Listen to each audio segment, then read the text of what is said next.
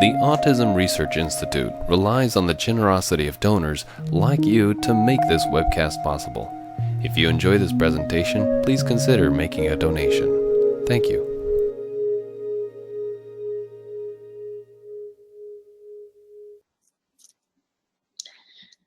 Good afternoon, everyone. We're very honored to be here speaking to you about a topic that's very important to all of us.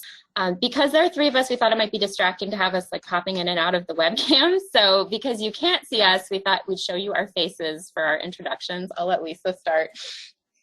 Hi, I'm Lisa, and I wear several hats, so my perspectives are varied. First of all, I'm a parent of a child with autism, and I also work in a clinical setting supporting parents from a family perspective, and I am in charge of a health project that is targeting underserved areas for children with autism and disabilities. My name is Caitlin. Today I'm primarily the parent to Owen, who's here, and another girl, Olivia. I have a clinical practice in midwifery, which is very different from our perspective today, but I'm really happy to be here as a parent. And I'm Suzannah, and I am a pediatric psychologist. And I do some clinical work, but also share my roles with community programs and research programs, mostly focused on supporting individuals with disabilities and their families through community partnerships so that we're ensuring that interventions are tested and deployed in the settings where they actually will happen. So we're happy to be here. I'm going to just start with some thank yous, acknowledging everyone who has kind of gotten us to this point and those influences that have shaped all of our collective work. And also just mentioning that we don't have any disclosures to report. These are the overall objectives that we hope to cover today. So we're going to be taking a broad perspective on parenting interventions in autism spectrum disorder, or ASD, and all of the forms that it comes, but then also linking that to kind of the more full caregiver experience and what the implications are in terms of caregiver emotional experience and related stress, how that affects interventions as well. And then doing a review of interventions that are also more focused on parents than kids. Just to orient us, I'm sure if you're joining this webinar, you already are very familiar with autism spectrum disorder, but when we're talking about kind of symptoms and how they might relate to different interventions, we're using this model where we're looking at kind of general characteristic areas related to social communication and also restricted and repetitive behaviors or interests. And breaking that down a little bit further, specifically, we'll talk a little bit about kind of the back and forth social engagement or reciprocity, nonverbal communication like eye contact, facial expressions, and gestures, and how kids develop pretend play and functional play, and how they relate and develop relationships with each other. There might be times also when we talk about behaviors and how those might be related to interventions. And so when we talk about behaviors associated with ASD, we're talking about behaviors that might be repetitive in nature, kind of preference for things being the same, or difficulties with novelty or change, interests that might be intense, and sensory behaviors, either sensory seeking or sensory avoidant. So just kind of reorienting us around autism spectrum disorder. We also talk about parent intervention research, which has really experienced an explosion in the literature. These are just some highlights of articles. We're going to be sharing a lot of research that's been published in this topic area. And as we go, you'll see at the bottom of each slide the citations, so that if you're interested in finding more information about any of these projects, you can look them up. Generally, when we're thinking about interventions to support families, we think about categorizing them based on what the focus is. And historically, there have been interventions more focused on the child and then interventions more focused on parents. And so we're going to actually talk about both aspects of those today. Karen Beers, who is at the University of Washington now, with her colleagues wrote a really great paper called Parent Interventions, What's in a Name? And she was looking at the different kinds of interventions that exist within autism that also take parents into account, and tried to categorize them based on what the focus is. And so she came up with this taxonomy or categorization system that involves two primary branches of parent training. I will just make the note that I don't love the term parent training, so you'll hear me say parent interventions instead. It's meant to express the same thing. So one of the categories that she and her colleagues identify is this idea of parent support. Parent support interventions are intended to be knowledge focused. They might include things like psychoeducation. We're going to share information that might be related to a diagnosis, but isn't specifically focused on the child necessarily. It might be related to things like how do you coordinate care? How do you navigate the service system? It might be information about the school setting. How are you interpreting reports that you're getting from the school? How do you be an advocate for your child? So the child's actually not involved as much in the intervention. It's directed toward the parent, but the child might indirectly benefit from the information that the parent learns. And so it's still got a child focus, even though the person engaging in the intervention is often exclusively the parent.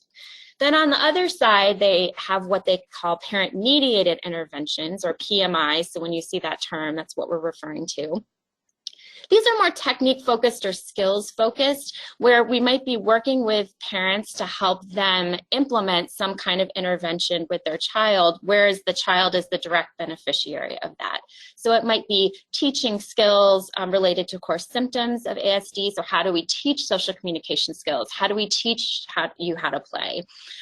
Or on the other side, it might be related to reducing some kind of behavior, such as maladaptive behaviors, another term I don't love, but such as disruptive behavior, feeding, sleep, and toileting. So those are kind of these two categories are going to be the focus of what we talk about in the first part of this presentation today. In child-focused interventions, like I mentioned, you might be related to teaching new skills or decreasing challenging behavior of some sort. Usually it's focused on one or the other, but there are some interventions that might kind of tackle both. And generally what we know about parent interventions is when you get a parent involved or another family member, again, like parent is maybe more a specific term, what we really mean is caregiver of some sort, because we know that grandparents and aunties and sometimes even siblings can be involved in these kinds of programs as well.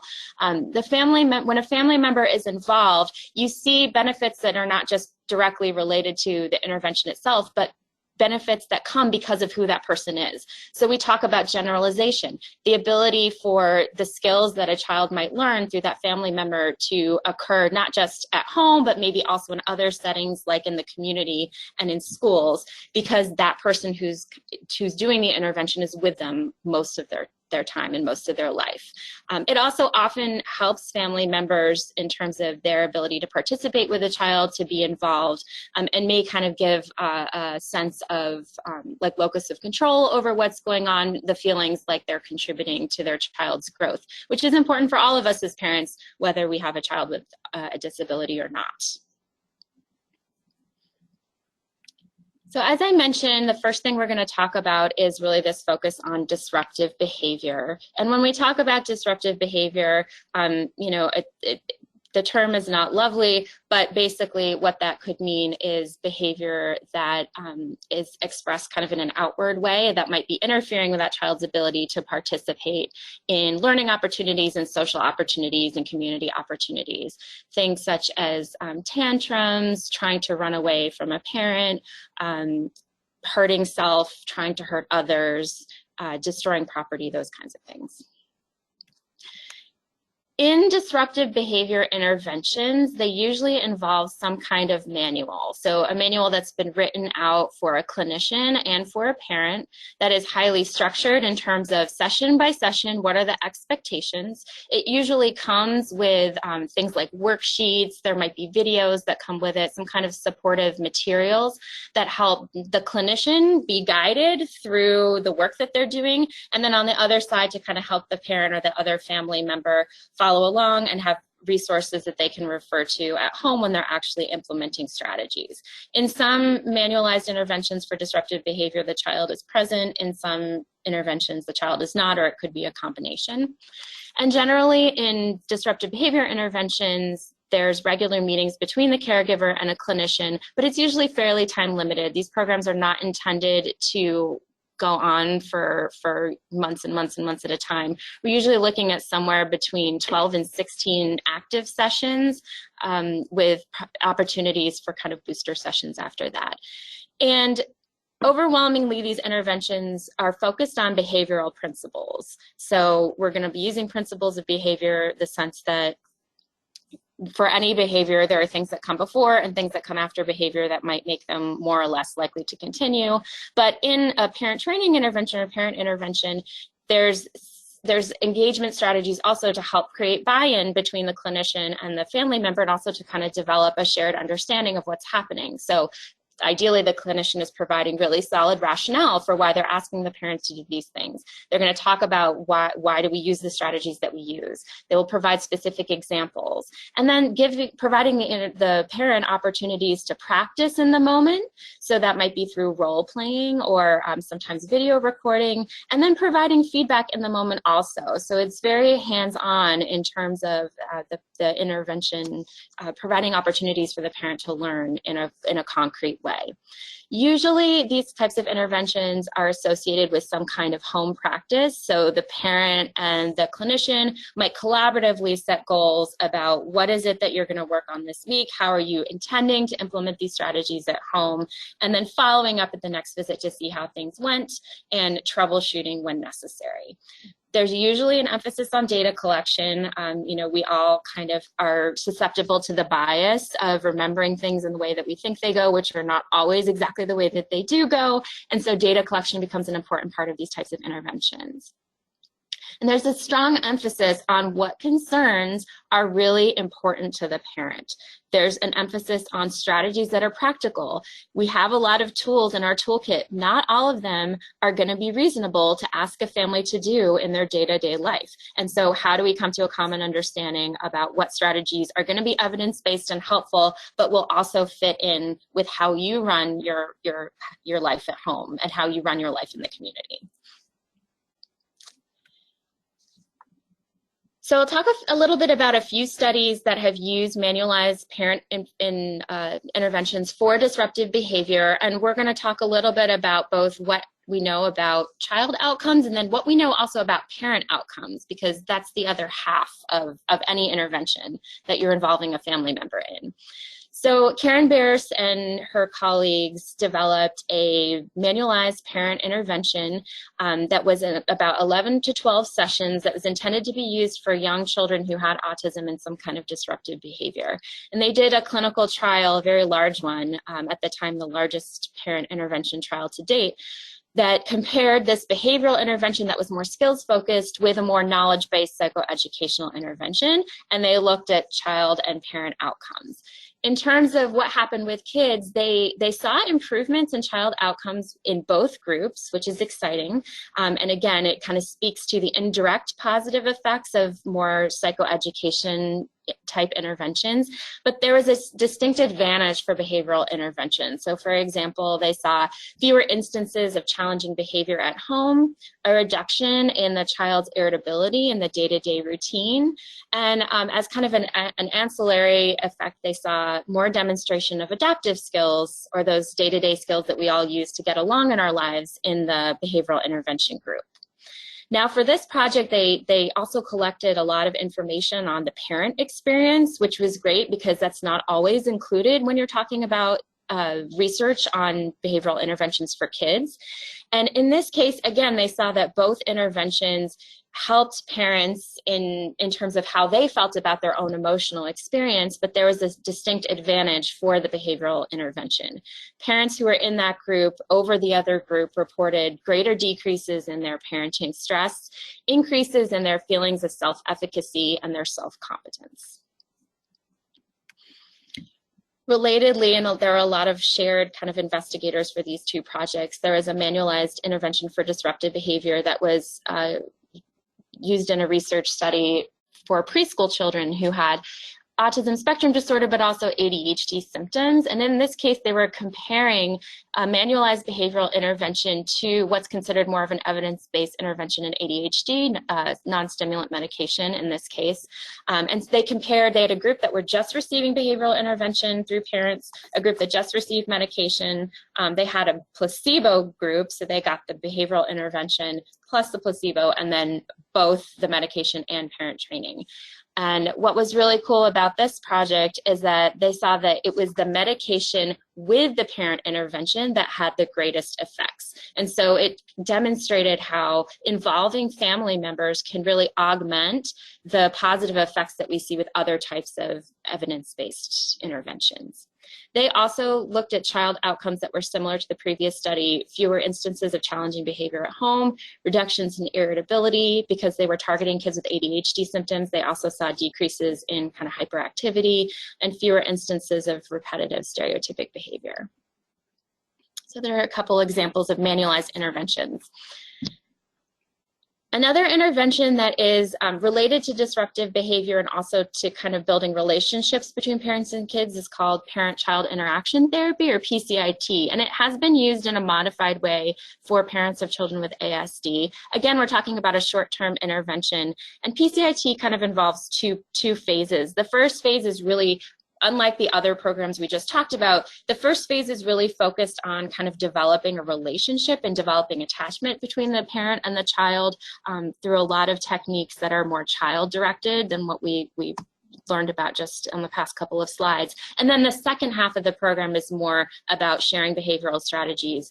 Once you have kind of established the relationship with the child, what kind of behavioral interventions can you provide to help support positive behavior? And in an adaptive PCIT manual for ASD, one study found that in terms of child outcomes, those moms who learn PCIT-related skills, their children show decreases in disruptive behavior, but also increases in social awareness, which makes sense because that first half of the intervention is really focused on this social engagement, reciprocal interaction between mothers and children. And then in terms of parent outcomes, again, we're seeing that by nature of participating and learning new skills, mothers reported decreases in their distress, particularly distress related to disruptive behavior in their kids. And they looked at outcomes at a follow-up point, so after intervention was over, and saw that 6 weeks out, both the parent and child outcomes were maintained.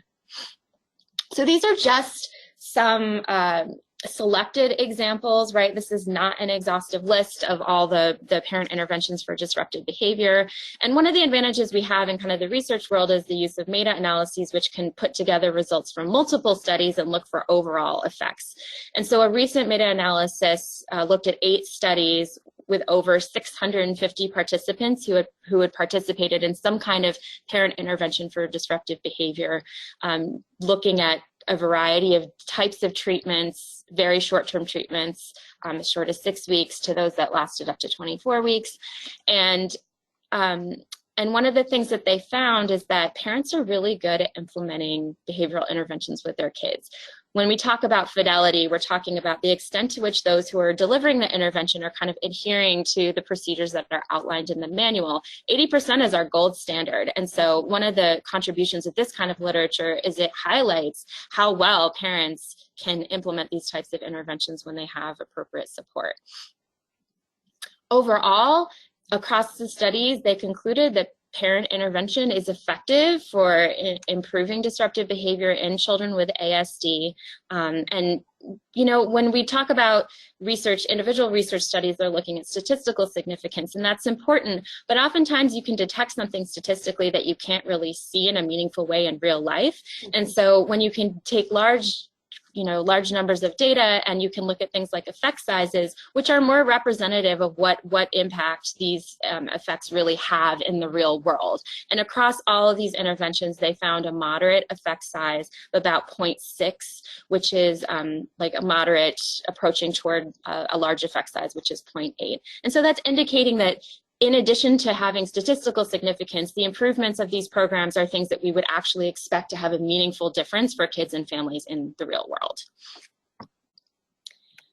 Okay, Now I'm going to turn it over to Caitlin to talk a little bit about her expertise and experiences with interventions related to those we just talked about. Thank you, Suzannah. What's really interesting is to see all the data behind these sheets that you see in front of you. My favorite one is the one in the middle, which is the zones of regulation with Star Wars characters. One of the things that was really, really powerful in my experience was having these types of incredibly disruptive behaviors, which are really stigmatized at school, that a lot of people are put off by and are hesitant to work with. There's kind of a labeling and kind of a hands-off feeling with that. And what was wonderful as a parent was to have an expert to go over these exact behaviors and really target them and see what we could do to help. And I couldn't believe when I saw these little laminated sheets completely change how my child behaved when literally nothing else had ever worked. So that was a very powerful moment. My experience was through the University of Rochester. I went through 2 of the programs here.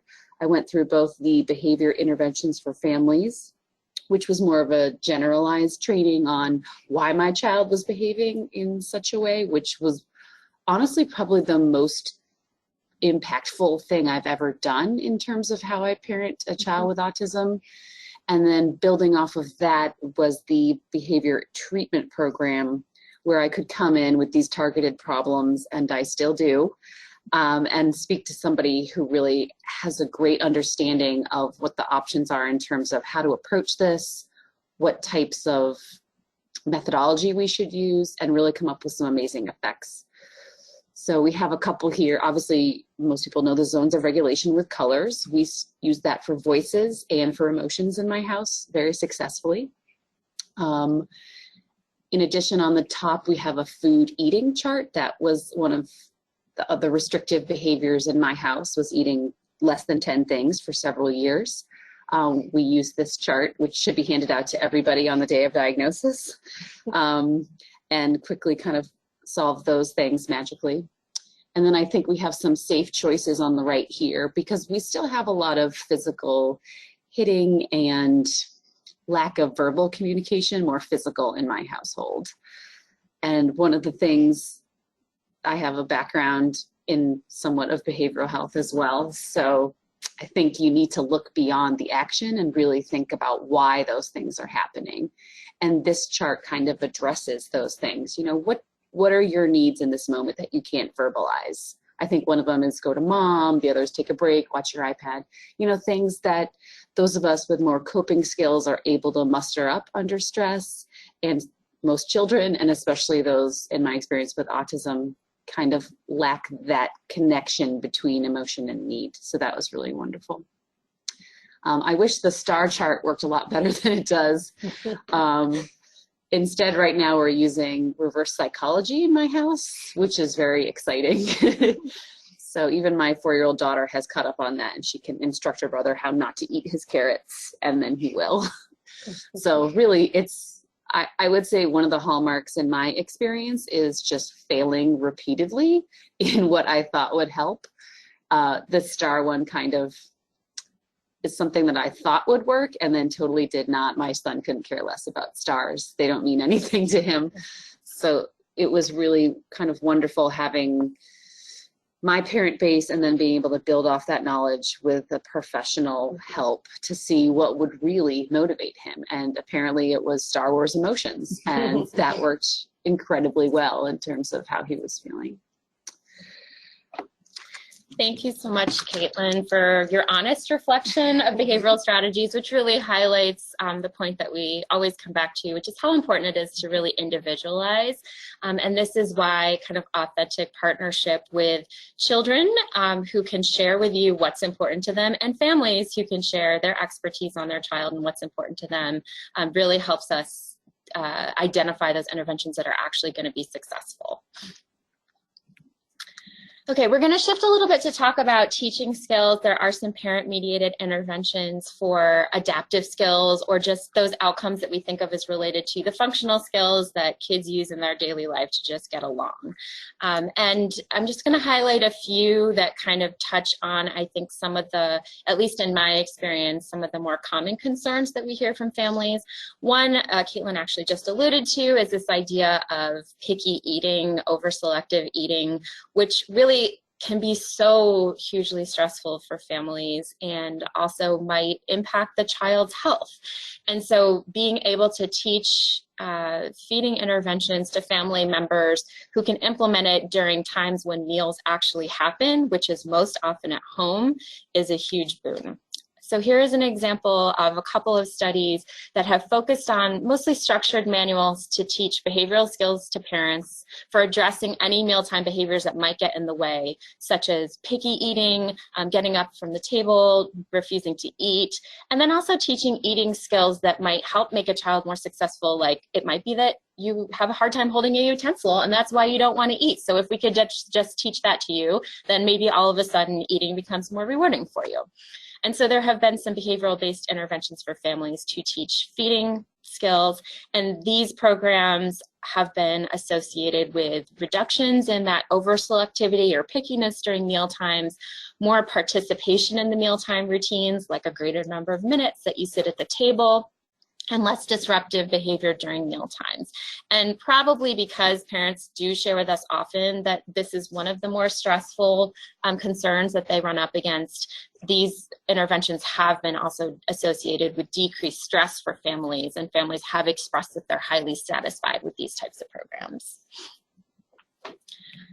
So another thing that causes a lot of stress is sleep, and we all know that when kids don't sleep, parents don't sleep, which makes it even harder to deal with stressful situations. And so there are some emerging behaviorally based interventions to help teach parents skills to help their child sleep at home.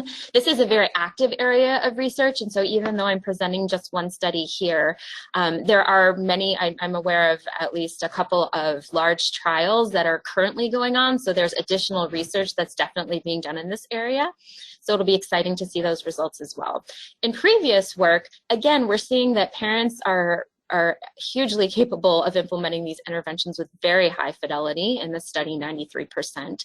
And they've been associated with improvements in sleep and across multiple dimensions. So that means less fighting during a bedtime routine or less refusal to go to bed in the first place, reductions in sleeping in places other than the child's bed, and then also fewer nighttime wakenings or fewer early morning awakenings, which many of us who've had kids at home know that those early awakenings, like that's it, you're done, you're up for the rest of the day.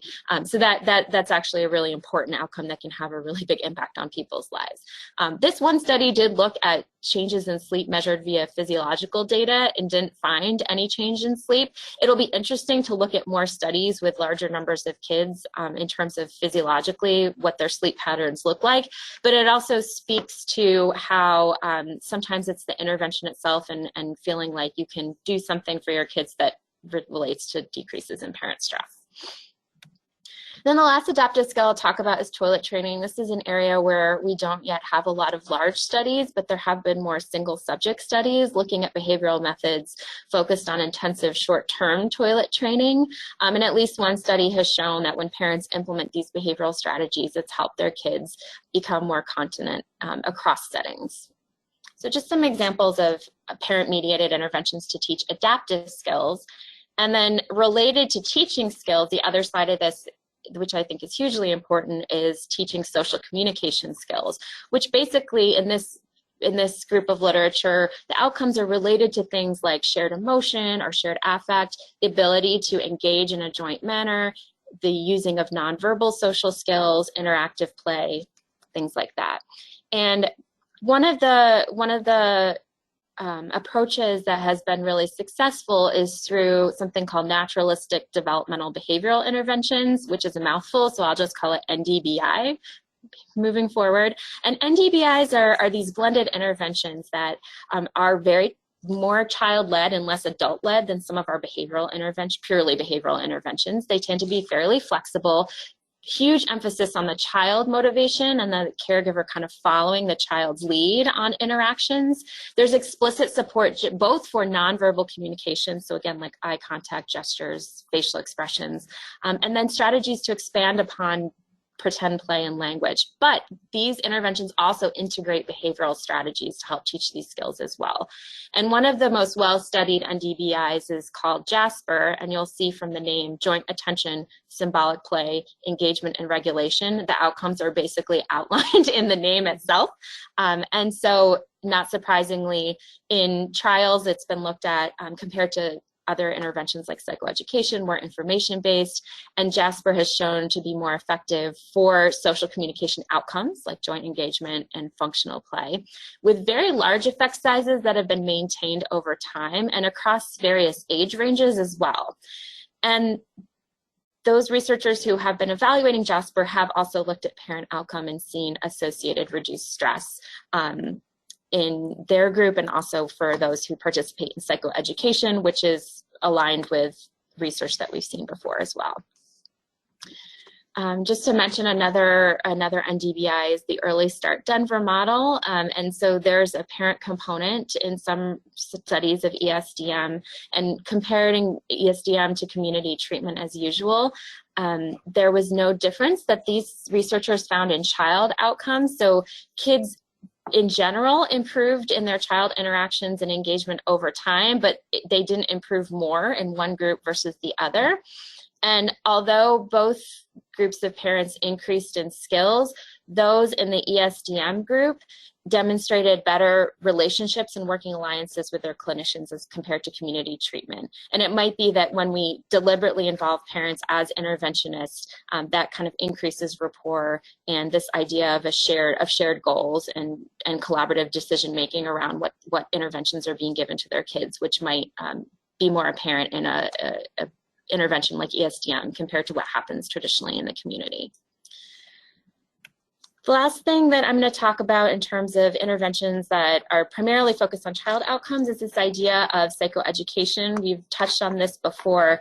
Psychoeducation interventions really are more informational, and they have been demonstrated across studies to show reductions in parental distress, helping parents feel more competent in their skills.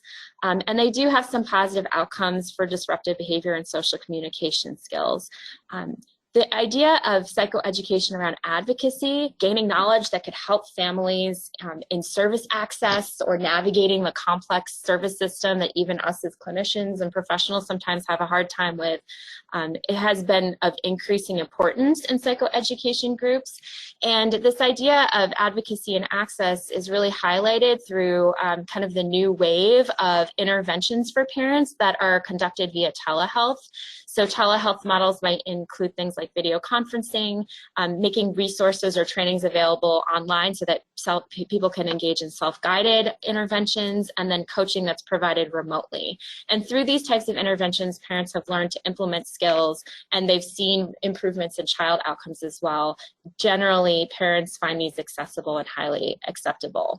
And our own Lisa Latten here has been involved in this kind of work, and so I'll let her share her expertise on advocacy and telehealth interventions. Okay, great. So there's a lot to encapsulate in such a broad topic, but also an important topic. And if I can just start with remembering, I don't think we can say this often enough, is that remembering that behavior is communication, good or bad, and that isolation that parents have increases their stress level. So one of the things that we want to guide parents to, and that I need reminders on this, is to reach out to professionals when you're struggling within those areas. That then allows you to gain information, similar to what Caitlin said, when you get this new knowledge and then you can apply it directly to your life with your child with autism, and then see, in fact, what the professionals are recommending indeed does work and is effective.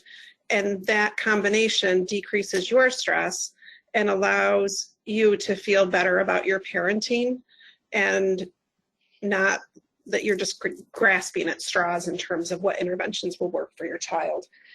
And that's really important when we talk about training parents to build their circles of support, not only for themselves, but for their child, so that the child can then move into a place where they're more independent and they become more in charge of their own lives.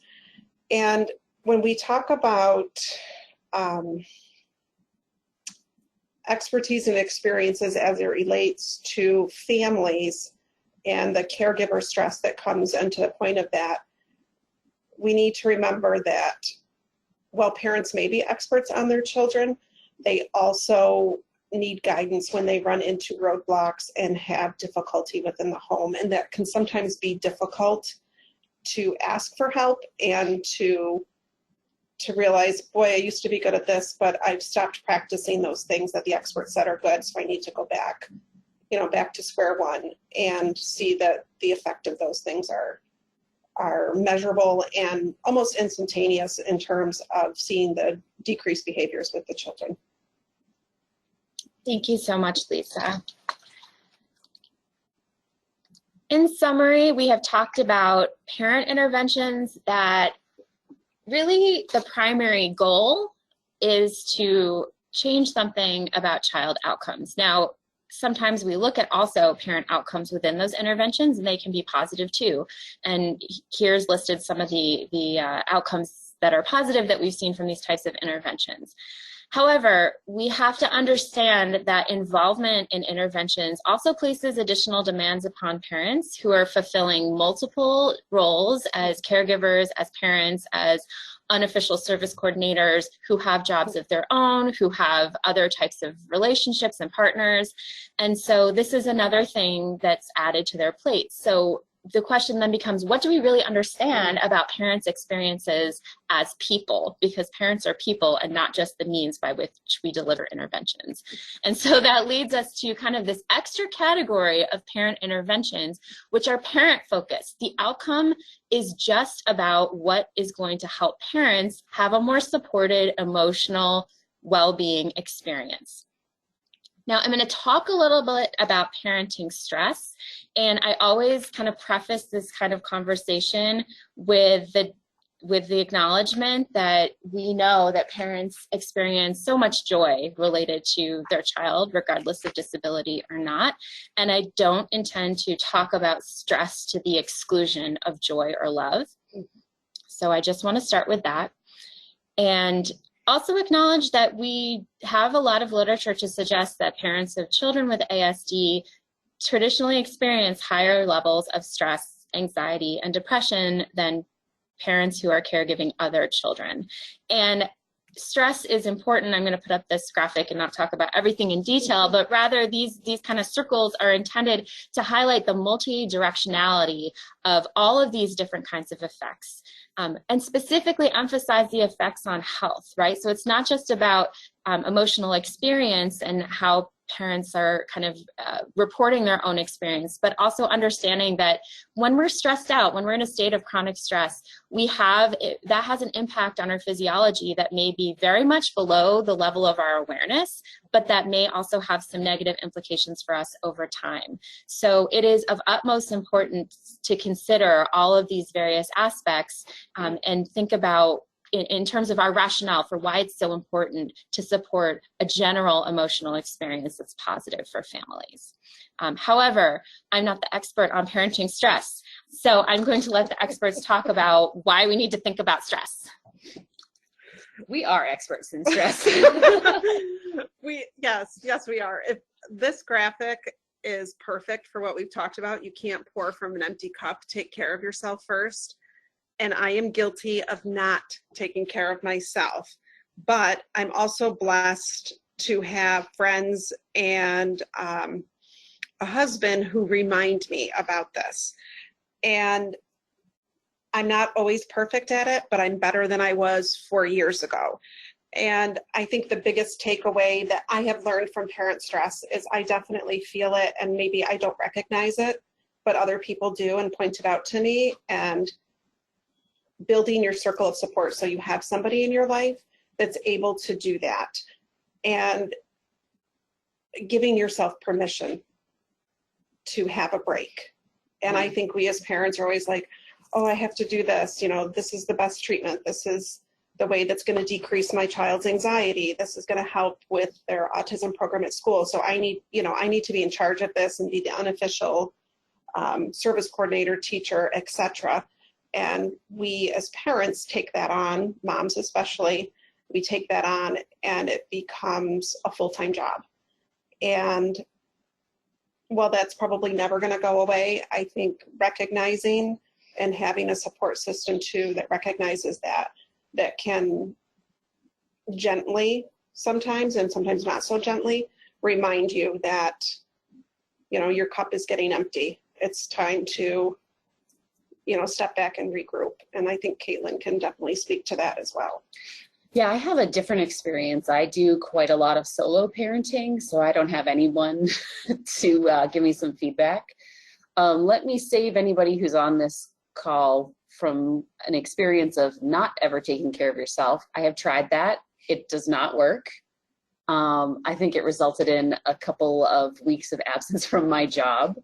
So now I've seen firsthand how if you're not sleeping, if you're not eating, if you're not dealing with the emotions that come from all types of parenting, but especially these kind of special needs situations, you don't have a basis to build up from. You just don't have those things. I work the night shift. Sometimes when I come home, I am not as good a parent because I haven't slept. So I see that every week when I work. And I feel like the most important key has been developing that self-awareness of how I'm feeling over time, because then I can say, you know what, maybe they just need to watch their iPad right now because I haven't slept in 2 days and I'm not going to be a great parent right now without that. And that really helps me make those little micro choices that I feel like add up to better parenting over time, just because I know what I have to deal with or not. Thank you. Thank you to the experts.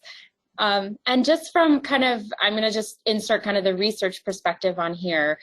When we look at research on parenting stress, we know that it's not just stress going from parent to kids or kids to parent. There's bidirectional effects of how the experience of parents and children influence each other, right?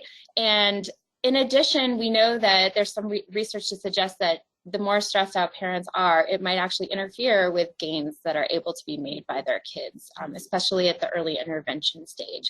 Not to mention this has implications for whole child health, because when you consider bidirectional effects, then the parent experience is also going to affect the child's experience as well. But also, we should care about parents' experiences in their own right. And this is something as providers that I don't think, and I'm guilty of this too, remembering this enough. And so just highlighting that when we have an quote unquote identified patient as the child, really there's a broader context that includes family members and caregivers who also have a right to being able to live the life that they want to live. When we look at sources of stress, there are a lot of child factors that might be associated with parenting stress, specifically in disabilities. Usually, most of the literature supports these as symptom severity, differences in social interaction, and mostly behavior. But I actually want to focus a little bit more on kind of like how we ourselves, and this is for everyone, kind of contribute to our own stress. There are certain types of coping strategies and cognitive styles that are predictive of kind of sustaining stress. Some of these might be kind of avoiding distressing situations, either in terms of physical avoidance or emotional avoidance, feeling like you don't have control, distancing yourself emotionally or physically from others, directiveness, a lack of acceptance, and then a lack of socioeconomic support. And this is probably not earth-shattering to anyone, but you can see that these issues may not be directly addressed by many of the existing parent intervention programs, right? In some cases, they might be contrary to these cognitive styles or mechanisms of stress. In addition, we have to think about the broader implications of parent stress for people's health and our healthcare system. We know that people who are under chronic stress have loss of productivity, might not be able to go show up for work, as Caitlin alluded to, and have reductions in quality of life.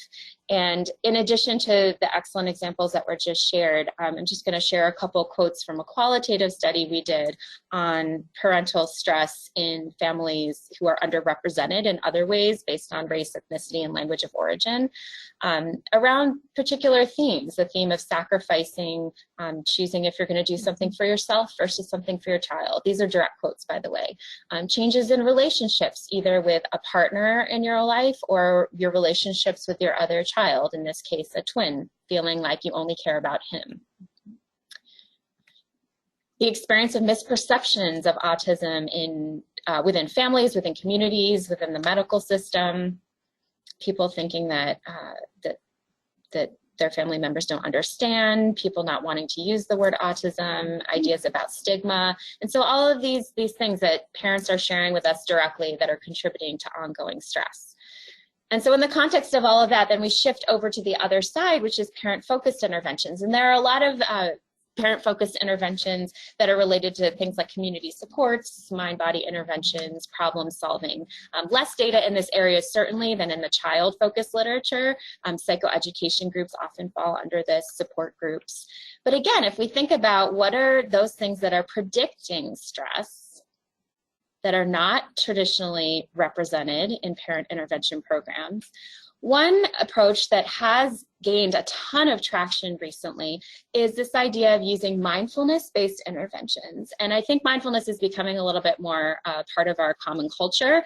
But as a reminder, mindfulness basically is not about like achieving Zen or emptying your mind, but it's about deliberately bringing awareness to your own experience, awareness of your thoughts, your feelings, your sensations, and in a non-judgmental way, not assuming that distress is always something bad.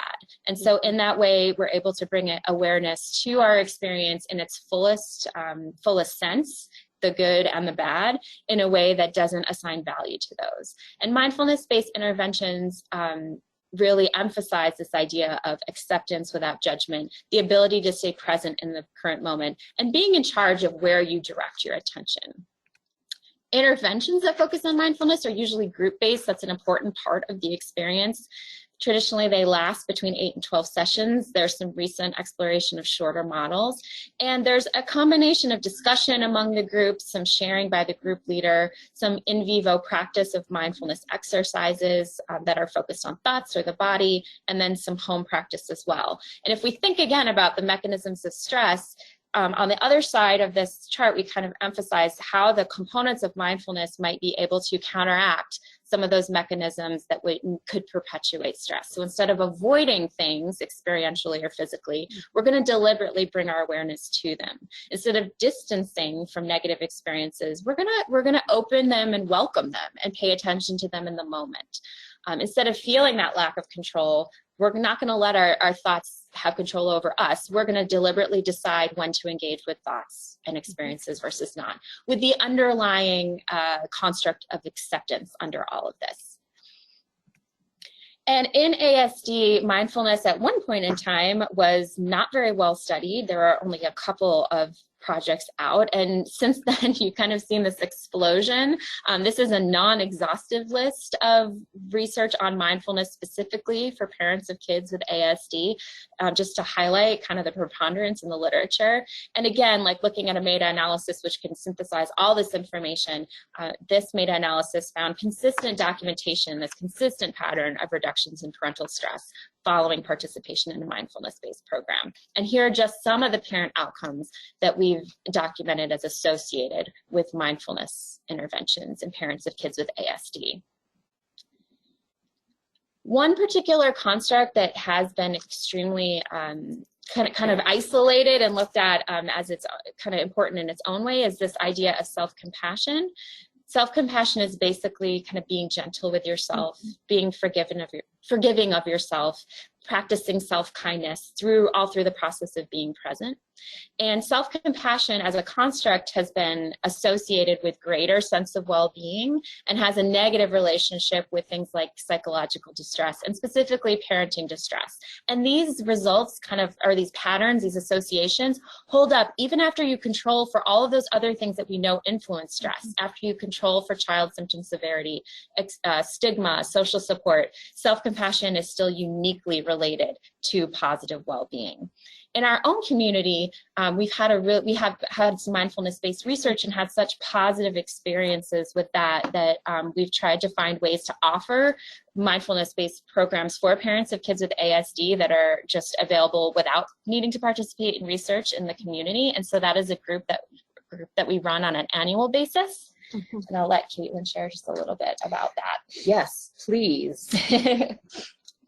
This is the number 2 thing I've ever done that really affected me. I grew up in Boston as a Catholic, so I don't really believe in emotions or sharing them, or that anything can really change my mindset other than kind of ignoring them. So this was totally a 180 on an emotional approach instead of ignoring them, kind of being more aware, which is, I really could not see before I started how mindfulness would help my experience in any way. And I was totally proven wrong, which was wonderful. Some of the best things about mindfulness for me was that my perspective changed. Instead of really kind of focusing on the things that were really hard, which I'm sure Lisa knows is a list that is thousands of things long, I really had a chance to check in with myself, recognize those emotions. And then the best part was I got to focus on the stuff I love doing with my kids. So I realized they like being really silly all the time. So we do a lot of like tackling and silly games.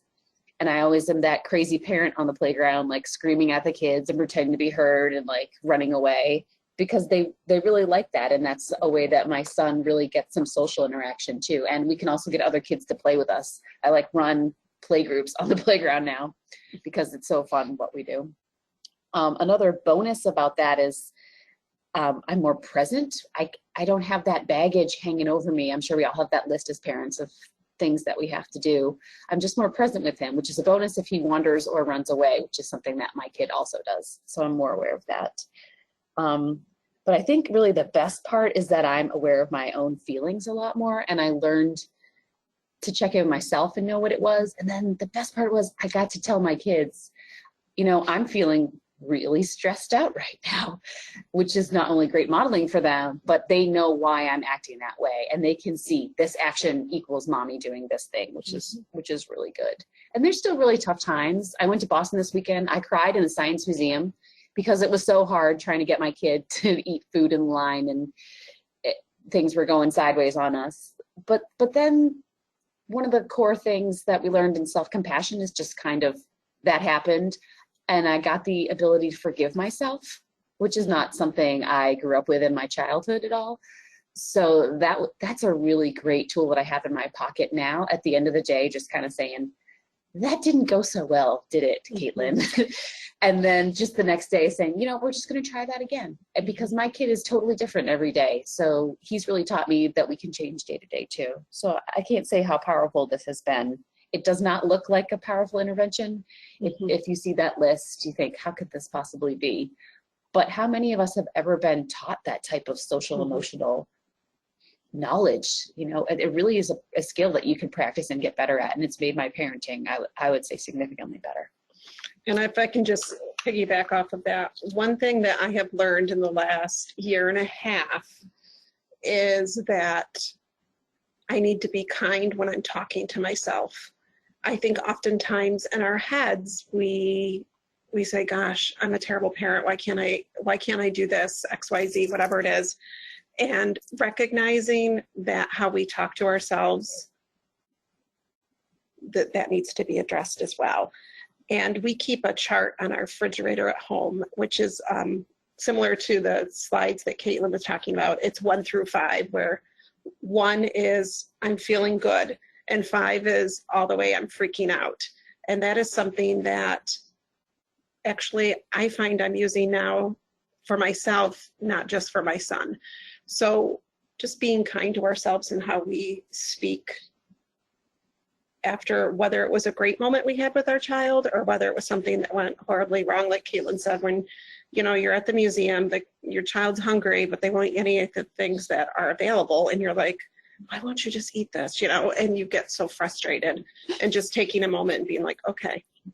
And then sometimes Stop. It's just really funny because everything's just falling on the floor. People are screaming and looking at you, and you're like, "Can this get worse? No, Could this is funny. this be more? Let's just run away now." It's time to leave the museum. Yeah, it is. A beautiful way to conclude our discussion of parent-focused interventions. So just as a review, you know, we have all these That's us, parent sitting back outcomes after the museum.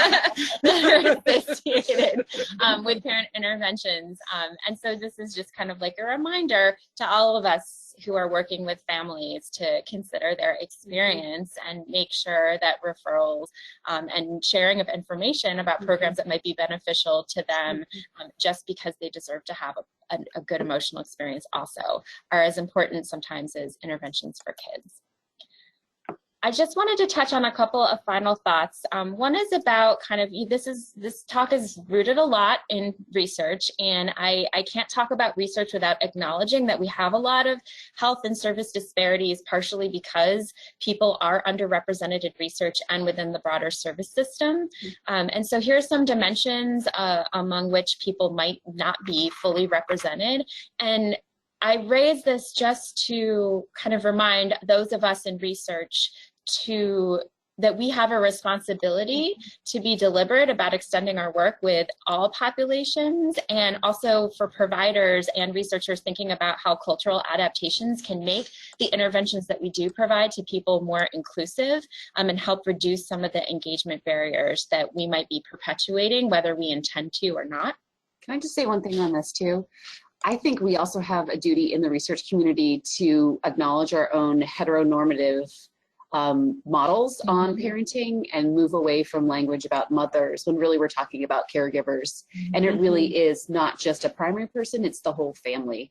You know, I know a great intervention because I've gone to 12 weeks of training. It doesn't mean that my husband knows on the day that I'm working. So it really is more, we need to kind of expand our model and not just have like a target that's based on a historical model of how families functioned. Thank you for that. Perfect.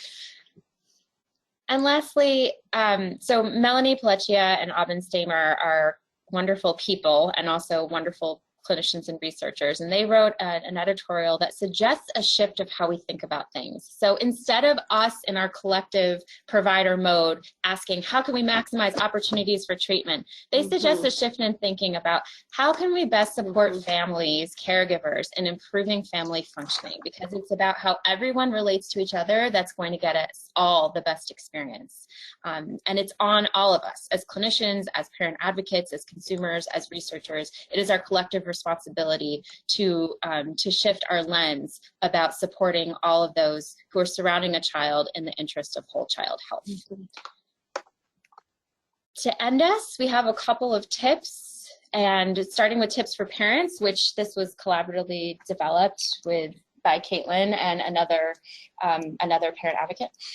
Yes, we did a presentation on self-care, which we actually only had a few participants, which really shows us, I think, how much we don't realize we need this yet.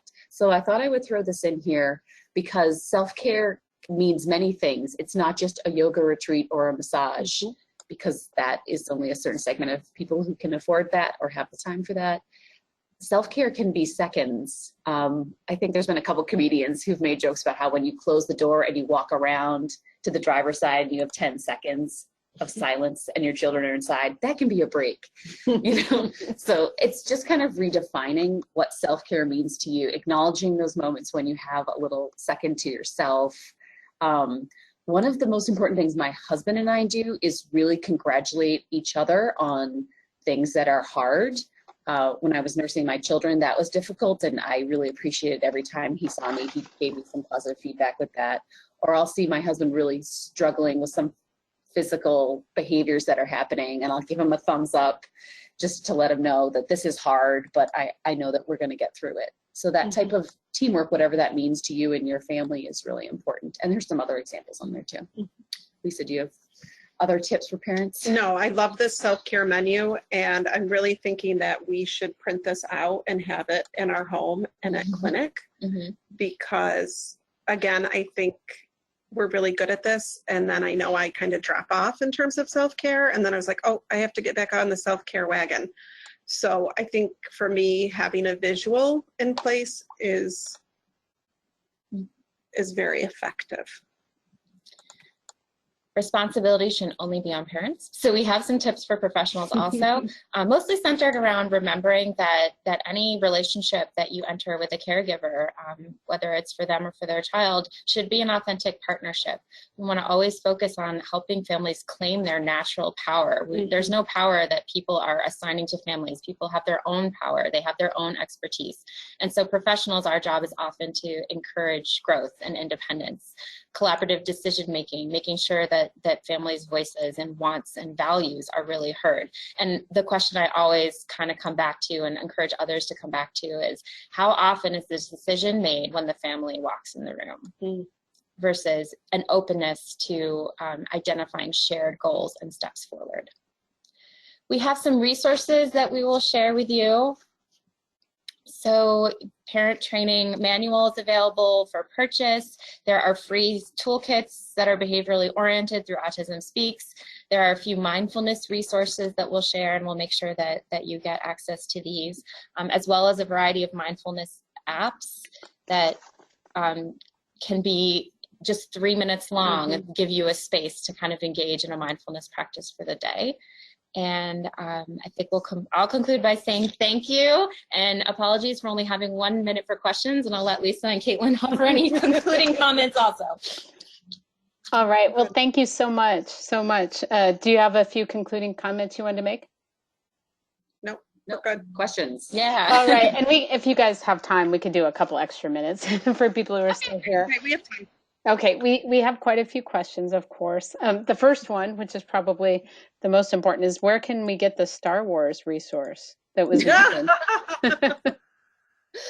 I would be happy to share that. And actually, my colleague, Dr. Iadarola, made that for us. I'm not sure if she still has that. I do. I still have it. A Okay. lot of these kind of individualized supports, we make them ourselves. You know, you find like a publicly available resource, or you purchase a resource and it's good, but it's not individualized. And we just find the content or the pictures or whatever it is that's going to make it interesting to the child that we're working with. But we can share it. Yeah, that was one of the, I got that question 5 times. So people were like, where do we get Star Wars resources? So you're talking about that idea, pardon me, that parents can do that though, to take the tools if you've got time to grab some clip art and put things together that work for your specific patient or your own child. All right. So a lot of parents have questions about what it's this juggle of trying to integrate self-care in, and sort of this perception you get into that caring for yourself usually comes at a cost somewhere along the line. I got that question a couple of times. So I think one of the things, and you may have touched on this, I missed it, but about PTSD related to the diagnosis and all the things that happen that parents go through.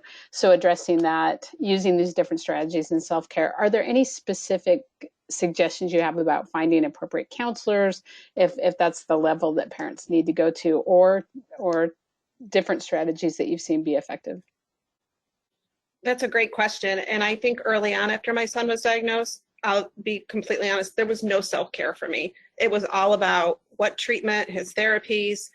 And around 6 or 7, I started to realize, wow, my identity has become just taking care of my child with autism. You know, my professional life, I had taken a leave from my job. It was all about autism and what was the best thing for Ian.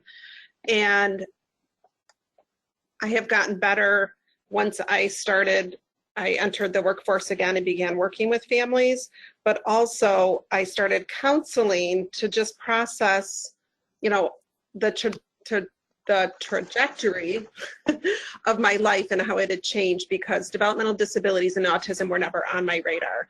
And I think parents, I had that guilt of like, why is there some sadness for me? I felt like a terrible mother.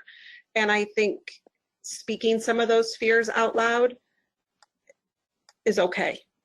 And I think having a professional who is totally independent of that, being able to help you sort those out is completely normal and rational. But I think sometimes we think, well, I have to handle this all myself, and I will. So that was really helpful for me. And now, you know, my son being 15, I'm better at talking about those things that cause me anxiety and stress, and then being able to process them and hopefully move on. I love what you said. I think that's so powerful. I can't express how challenging it was. That's not even the right word. My world exploded when I realized my son had autism. I couldn't sleep. He couldn't eat. I couldn't parent my other child. We both had to take leaves of absences from our jobs. We had academic penalties from that. We didn't even know where to start. I mean, how do you just don't have a life. It really exploded everything I wanted to do in my future, and that with my husband's too. So talk about a total life reset. That is a crisis. And if you need support for that, and that's easier said than done. It looks different from everyone else.